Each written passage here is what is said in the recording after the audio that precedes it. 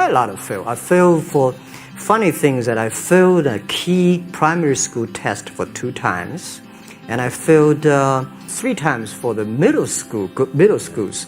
You know, for 3 years I tried to fill in the universities. So I applied jobs for 30 times, got rejected. I went for a police. They said, no, you're not good.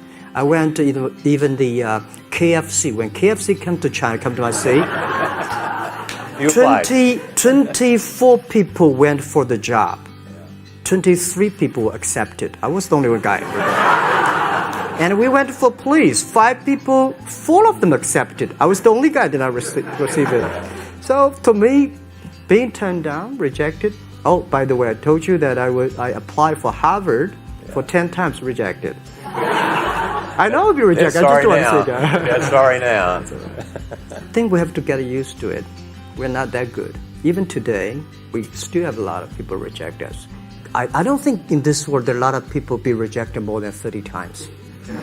If we, you know, the only thing we never give up. The only thing we're like a Forrest Gump. We keep on fight. We keep on changing ourselves.